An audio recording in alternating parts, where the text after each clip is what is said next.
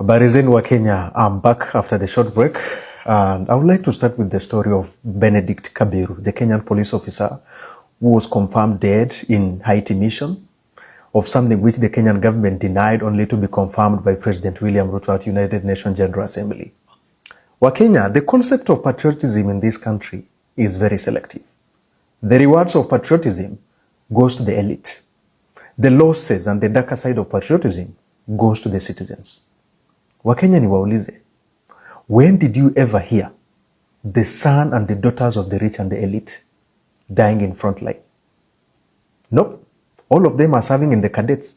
Actually, if you go to National Intelligence Service, all the sons and the daughters of the members of parliament of this country and senior politicians, they work in NIS.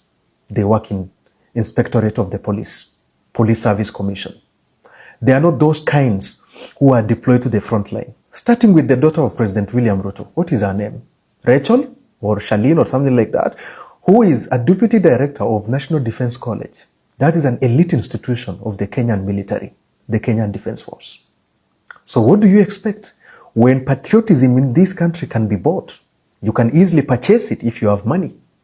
And when we look at the likes of General Mwariama, Musa Mwariama, General Madenge, Field Marshal Mudhoni, Mekatilili Wamenza, the Koitalel Arab Samoes, nobody mentions them.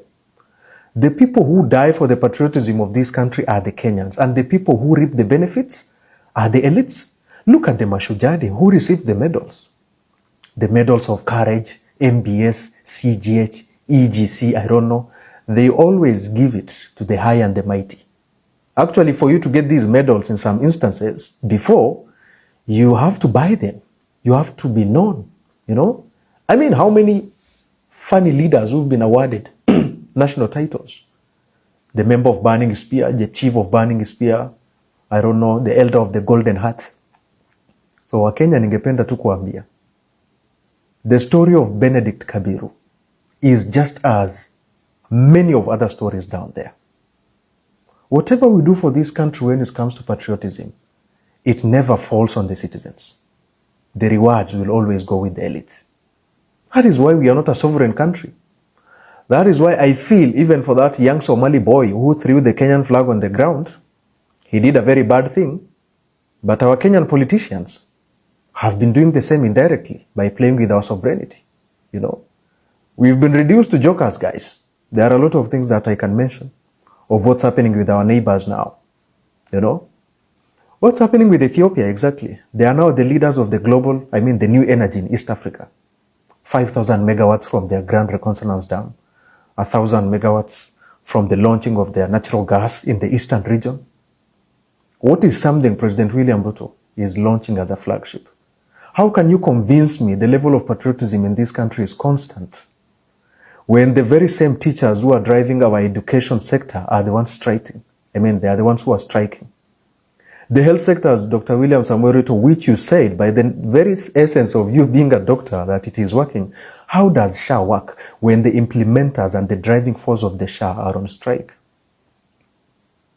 Kenyans, the theory of patriotism in this country is for the chosen few.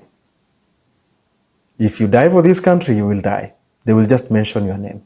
But the benefits will go to those people who can buy justice, to those people who can buy titles. The so-called senior citizens. It's very sad our national heroes up to now, they are just living in abject poverty.